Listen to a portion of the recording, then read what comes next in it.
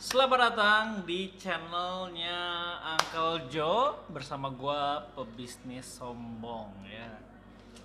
Kok kenapa sih gue jadi berubah menjadi pebisnis sombong ya? Karena karena apa ya? Karena udah ya gitu aja, karena begitu aja ya. Ya. Ya kali ini gue mau bahas soal ini ya seperti yang di preview sebelumnya, bagaimana cara gue mencari seorang barista. Ya barista, jadi gue akan ngebahas ada 3 tahapan saat saat sebelum interview, saat interview, dan setelah interview. Nah, kenapa topik ini? Jadi topik ini itu banyak dari peserta workshop maupun dari teman-teman gue yang memang baru startup mulai bisnis kopi. Mereka mulai bertanya lah, gimana cara lu nyari barista, gimana, apa sih kendalanya. Terus setelah mereka punya baristanya, ternyata mereka punya kondisi kendala-kendala yang nggak enak gitu ya, menghadapi barista gitu. Nah, jadi gue mau bikin berdasarkan keresahan itulah gue bikin video ini.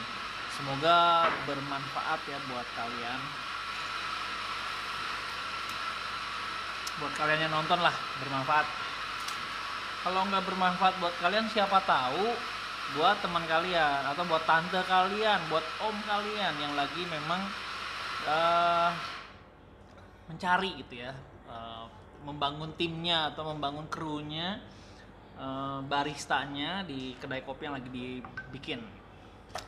Oke, jadi 3 tahap ya. Sekarang kita ngomongin tahap pertama, yaitu pada saat sebelum interview. Apa yang gue lakukan, apa yang gue coba persiapkan saat mencari barista.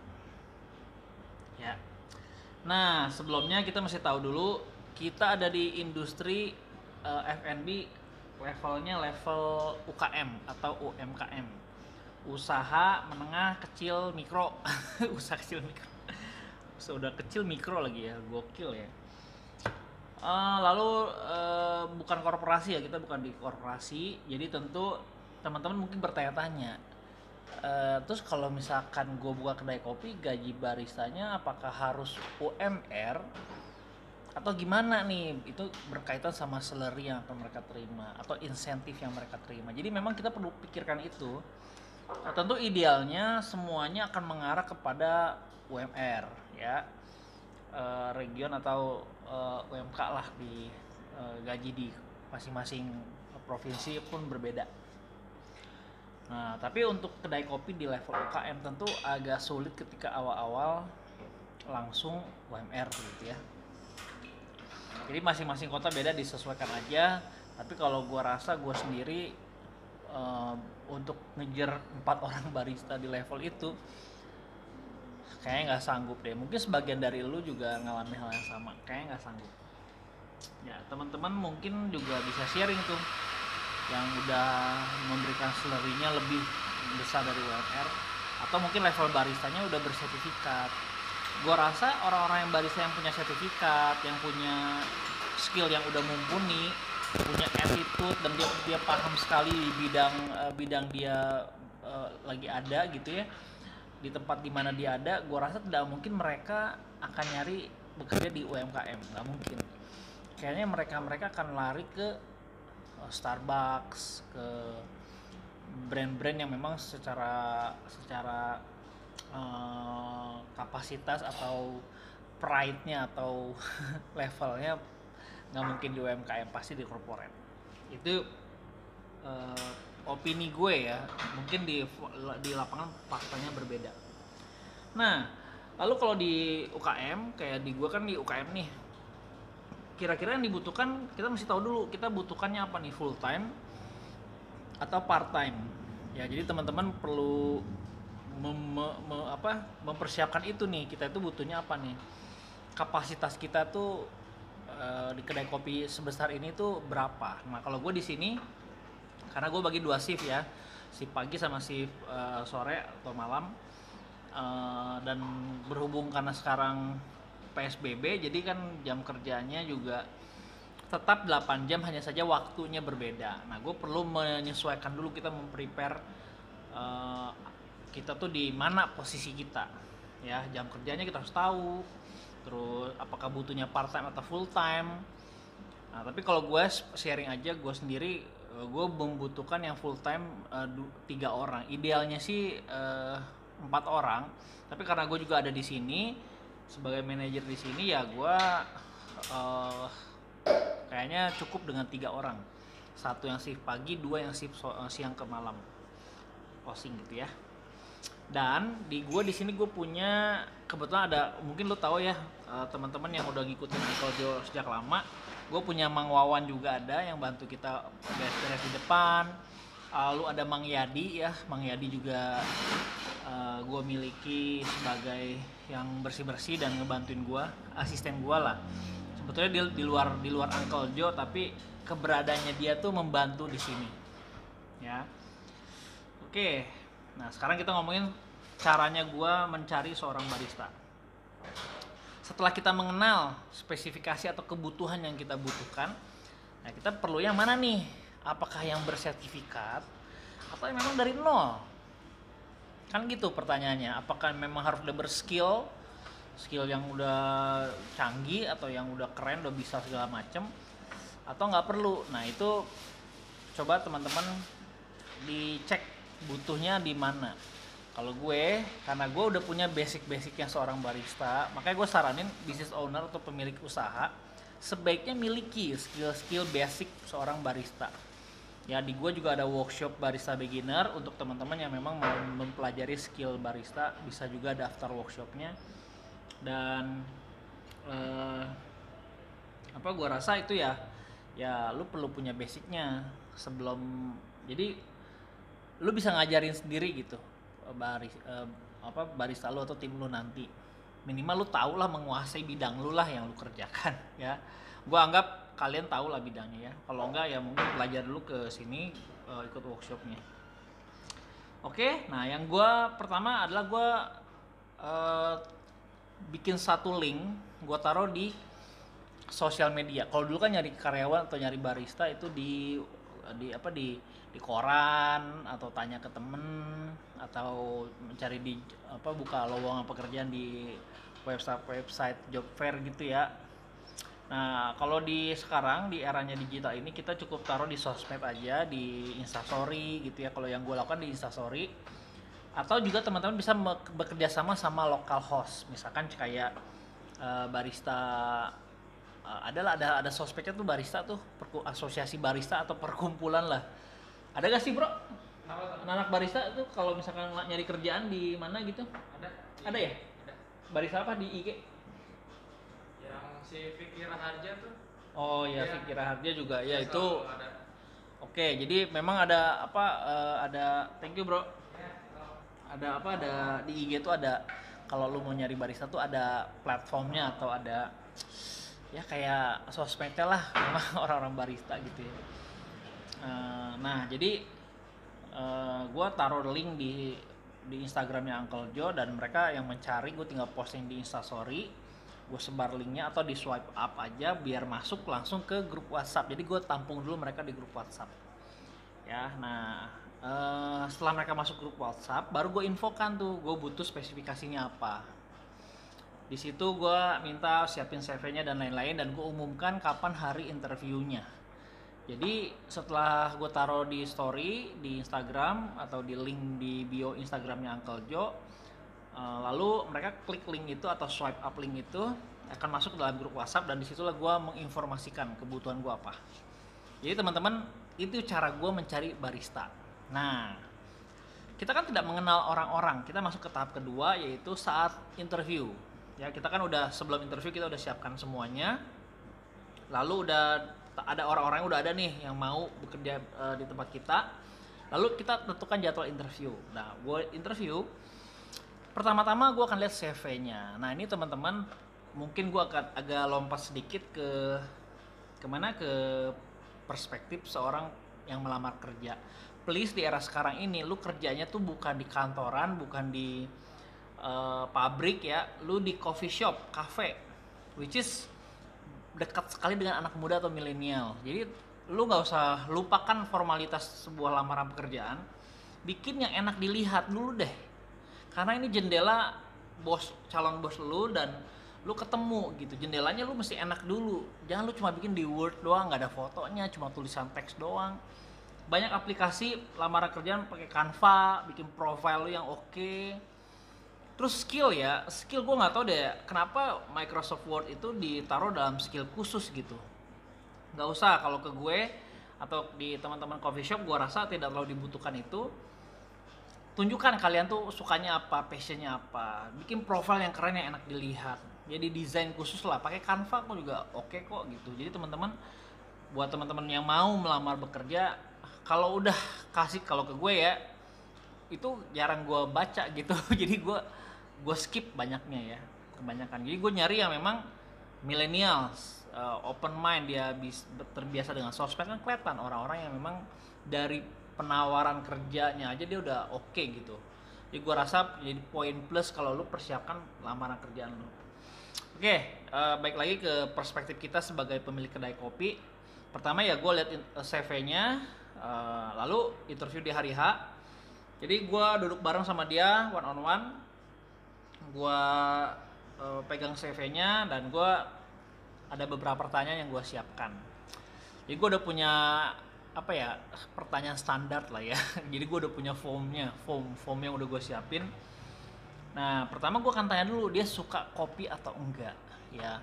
Ini salah satu penyaringan lah, memfilter supaya gue bisa memilih orang yang tepat gitu. Pertama gue tanya dulu suka sama kopi atau enggak. Oke. Kalau udah dibilang gue suka kopi, tapi dia bikin kopinya kopi saset gitu ya, kopi di rumahan gitu. Nah, maksud gue kopi yang suka tuh ya benar-benar coffee shop gitu, yang memang nge-grinder sendiri, nge-roasting sendiri, memang bean lah dari biji kopi ya, bukan yang kopi saset. Oke, dari situ gue udah lihat, oh ternyata dia memang belum punya pengalaman atau belum punya deket sama coffee shop gitu ya, belum, orang masih jauh, pemula, bahkan minumnya kopi saset yang dia tahu. Lalu kalau dia jawabannya dia suka kopi, oke, lu kalau ke coffee shop lu sukanya kopi apa, yang lu pesen tuh apa. Mungkin kalau dia suka kopi banget, dia akan bilang gua sukanya tuh manual brew V60. Dia bahkan udah bisa mengeluarkan kata-kata yang memang bahasanya dunia barista, V60, Vietnam drip, mungkin di espresso. Orang-orang yang awam yang nggak tahu tentang dunia kopi, mereka ngomong espresso aja nggak tahu gitu ya. Jadi di situ gue udah bisa menyeleksi ya. Oke, terus kalau dia suka, gue bisa menilai dari situ apa yang dia sampaikan. Kalau dia memang udah suka, gue akan lanjut tuh ke tahap selanjutnya. Tapi kalau gue dari awal dia ternyata dia kayak bukan kandidat gue deh, gue udah tutup buku aja, udah oke, nanti gue terima dulu CV-nya, thank you udah tertarik di sini ya, nanti kita akan kabarin gitu. Jadi gue nggak akan berlama-lama, berpanjang-panjang kalau ketika first impression gue sama dia aja udah nggak dapet gitu ya. Jadi lu sebagai pebisnis, pemilik kopi, lu pas lihat berhadapan sama calon barista lu nya mau gak dia ada di tempat lu. Kalau lu nggak mau, udah gue tutup di situ aja. Gue bilang nanti gue akan sampaikan, diumumin gitu, mana yang lanjut, mana yang enggak. Tapi kalau yang gue suka, nah gue tertarik nih, pengen sama orang ini gue tertarik. Nah, gue langsung menginfokan kebijakan yang ada di sini. Jadi gue kasih tahu nih, oke, berarti di sini kostumnya pakaiannya santai aja, celana jeans sama t-shirt udah oke, rambut yang penting kalau lu panjang lu diikat, jangan digerai. Terus kalau pakai kerudung ya gue maunya kerudungnya dimasukin di sini di dalam gitu ya, rapi lah. Terus dia bisa grooming, gue kasih tahu lah, kayak sepatu kets, sneaker, santai, yang penting karena di konsepnya bla bla bla rumah ya, gue pengen lu menikmati sekali ada di sini, gue sampaikan seperti itu. Terus salary yang gue tanya salary-nya berapa. Nah teman-teman, mungkin buat teman-teman yang mau melamar pekerjaan, ketika ada pertanyaan lu mau dibayar berapa, lu keluarkan aja angka yang lu mau ya. Terus perkara nanti dia setuju atau tidak itu urusan belakangan, tapi lu masih pede mengeluarkan angka itu ya. mau 3 juta, mau 2 juta, mau 1 juta, lu sebutkan angka itu dengan pede, ya dengan pede, dengan ragu-ragu. Jangan terserah kakak aja deh, itu jangan ya. Itu apa ya? Lu tidak memandang diri lu gitu. Atau lu kalau memang lu ragu dengan salary, lu bilang, "Kak, aku belum punya pengalaman, belum punya basic, tapi aku suka sama kopi ini. Aku pengen banget menggali kira-kira potensi aku di sini ada atau enggak. Nah, aku nggak punya basic, nggak punya pengalaman soal salary-nya berapa. Silakan kakak yang putuskan sesuai dengan kebijakan di sini." Itu lebih better dibanding lu ragu ya. Oke, lalu gue udah sampaikan kebijakannya apa, dari salary, jam kerjanya gue kasih tahu 8 jam kerja. Kalau lebih dari 8 jam lu akan dapat lemburan, per jamnya berapa gue kasih tahu. Lalu gue mulainya langsung gue bilang lu akan masuk tahap perkenalan selama 30 hari. Jadi antara gue sama barista, calon barista gue akan sampaikan, gue nggak kenal lu nggak kenal gue. Jadi gue fair-fairan aja ya. Kalau gue suka gue udah suka, kalau enggak ya enggak. Gue fair-fairan langsung to the point, pahit-pahitnya gue ceritain di awal. Gue nggak sukanya karena gue manajer di sini, gue bilang gue nggak suka sama orang yang teledor sama waktu sama uang, nggak bisa dipercaya di hal keuangan. Gue bilang begitu, gue sampaikan. Dua ini prinsip banget di sini. Gue sampaikan seperti itu supaya mereka ngerti prinsipnya apa gitu. Lalu dari sini gue kasih tahu bonusnya dapatnya apa aja, lemburan berapa, fee berapa, ada. Gue bilang gue nggak bisa ngegaji besar di sini, bahkan menyentuh UMR pun tidak. Tapi gue punya sampingan yang punya potensi bahkan bisa melebihi UMR. Jadi gue punya sampingan kayak workshop, pelatihan. Kalau dia jadi staf pengajar, dia bisa dapetin fee dari situ. Jadi potensi pendapatannya tuh cukup lumayan ya, potensinya tuh besar. Jadi gue ngegaji kecil tapi gue kasih substitusinya, penggantinya apa. Ada bonus omset, ada bonus lemburan, ada bonus bulanan, ada uang makan yang disiapin sama kita. Jadi ada hal-hal yang memang di luar salary, tapi by the end of the month-nya dia bisa menyentuh, mendekati sama UMR, bahkan bisa melebihi. Jadi itu yang gue sampaikan dulu sama calon barista gue. Nah, lalu gue sampaikan hal yang prinsip dan tidak prinsip. Jadi misalkan contoh, gramasi atau timbangan itu prinsip. Semuanya harus pakai timbangan, bikin menu apa segala, gue kasih tahu itu prinsip. Yang tidak prinsip apa? Misalnya cara nuangnya itu nggak prinsip. Es batu dulu atau susu dulu itu nggak prinsip. Nah, kadang-kadang kita tuh pengen memaksa mereka untuk mengikuti hal-hal yang bahkan nggak prinsip gitu. Lu juga harus tahu mana yang prinsip, mana yang enggak. Jadi saran gue adalah kasih tahu ke mereka. Dan gue bilang hal yang paling prinsip tuh dua, waktu dan uang. Kalau lu main-main di waktu, lu main-main di uang, udah di blacklist sama gue ya. Lalu bagi barista yang punya skill, biasanya nih kebanyakan nih kelemahannya barista menurut gua, kalau mereka udah punya skill mereka cenderung sombong, cenderung mereka kayak gua lebih tahu lah gitu dibanding elu gitu.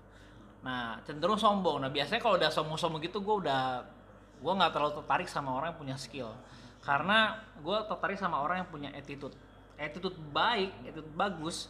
Dia akan punya skill bagus. Kalau attitude yang skillnya udah bagus tapi punya attitude yang jelek, gue jamin skill lu akan di situ aja, bahkan bisa disusul sama orang yang punya attitude bagus gitu. Jadi gue lebih memilih yang memang dari nol. Oke, sampai sini pada saat interview itu gue sampaikan. Dan kalau udah selesai, oke, gue nanti kita kabarin. Setelah ini gue akan meeting sama tim, sama geng uncle yang ada di sini, akan briefing dan kita akan panggil jadwal untuk kerja gitu, untuk langsung tahap training, masuk ke training ya. Oke, sekarang kita masuk ke tahap setelah interview ya. Setelah interview tentu diterima ya. Yang diterima, kalau yang nggak diterima lo umumin 3 hari setelah lo interview, lo umumin bahwa sorry kita udah ketemu dan nggak cocok di beberapa hal, kayaknya kita nggak dulu kalau yang nggak diterima. Tapi kalau yang udah diterima langsung dipanggil hari ini masuk, kita akan training. Nah, training selama 8 jam. Jadi mereka seperti hal mereka bekerja lah, 8 jam kerja ya. Jadi di training selama seminggu diajarin tentang kasir, tentang menu, pengenalan menu, praktek. Itu dilakukan di training, review, repeat, training, review, repeat. Ya itu aja terus gua selama 30 hari. Jadi setelah 30 hari sesuai dengan janji kita di awal, 30 hari kan duduk bareng, ketemu sama one on one lagi, langsung tanya gimana lu kerja sama gue. Sebulan ini gimana nih, lu udah sebulan di sini, kira-kira apa yang lu nggak nyaman, di mana kita bisa perbaiki. Terus gue juga tanya ke diri gue nyaman gak dia ada di sini. Jangan kita memaksa kitanya suka sama dia nyaman, tapi dianya nggak suka sama kita terus kita ikat dia di sini, jangan. Jadi ya fair-fairan aja gitu, to the point. Setelah 30 hari kita review, dia cocok, dia suka, gue cocok, gue suka, kerjasama kita bulan ke depan. Jadi kita akan langsung bikin kontrak atau MOU atau bikin surat perjanjian atau gentleman agreement gitu ya. Lalu salary pun disesuaikan dari yang masa probation ataupun perkenalan, mungkin berbeda setelahnya lu naikin basic salary-nya. Dan gue menekankan lu harus have fun, lu harus jadi diri lu sendiri, jangan jadi diri orang lain. Gue nggak pernah nuntut, jadi gue sampaikan ke mereka, gue nggak nuntut lu untuk kerjanya begini begitu begini sempurna rajin banget, enggak, gue nggak pernah nuntut itu. Gue cuma udahlah kerja lu yang penting standar aja ya, standar. Kalau memang rajin lu di angka 7 aja udah, jangan lu paksa diri lu ke 9, kadang-kadang 9, kadang-kadang 6, kadang-kadang 7, jangan. Jadi sama gue selalu, kalau memang dia orangnya berantakan ya udah standar aja, gue kasih rapinya ya di skor 7 aja udah, kebersihannya juga 7 aja udah. Gue nggak akan nuntut lu, misalnya contoh dia banyak kaca ya, gue nggak suruh barista semuanya ngelap kaca ini. Gue cuma minta lu lap aja yang kelihatan kena tangan sentuhan minyak orang gitu ya, kan di kaca itu suka keluar masuk orang, menyentuh ada minyak di situ. Itu aja. Yang lainnya yang gede-gede ini nggak usah lu lapin, cukup itu aja. Jadi karena gue udah punya orang sendiri nih yang memang ngebersihin banget. Jadi gue nggak terlalu menuntut barista gue harus super, harus extraordinary, enggak. Yang penting lu enjoy, lu nikmati, lu santai, kita sama-sama saling melengkapi. Gue kurang apa, lu lengkapi gue lebih apa, gue lengkapin lu gitu. Jadi kita kerjasama satu tim ya. Dan kita sebagai manajer harus bisa mengontrol semua itu. Jangan sampai terbalik gitu. Lu leadernya, lu pemimpinnya, lu headnya, kepalanya, dan lu yang harus mengontrol itu. Terima masukan dari barista, terima kritikan, itu is okay, tapi semua decision itu ada di manajer, kepalanya adalah kita ya. Jadi kurang lebih itu ya sharing gua di topik kali ini, tentang gimana cara mencari barista ya, dari saat interview, sebelum interview, saat interview, sama setelah diterima. Jadi gua rasa gitu aja nih sharingnya ya. Mungkin banyak sih sebetulnya yang perlu kita bahas, diskusikan, bahkan di workshop pun juga cukup sering, cukup banyak ya yang dibahas gitu. Dan kalau ada pertanyaan dari kalian yang nonton, boleh tulis aja pertanyaan di bawah. Gue selalu update dan gue selalu ngebalesin satu-satu. Baik lu nggak suka ataupun suka, gue akan jawab. Kalau lu suka ya lu kasih jempol, like. Kalau nggak suka di dislike aja videonya. Dan kalau bermanfaat tolong di share ke teman-teman. Jangan lupa di subscribe ya channel gue. Dan kita diskusi di kolom komentar. Oke, gue rasa gitu aja. Sampai ketemu di video selanjutnya bersama Pebisnis Sombong. Dadah. Thank you ya yang udah nonton video ini. Jangan lupa subscribe sebagai bentuk dukungan lo terhadap channel ini.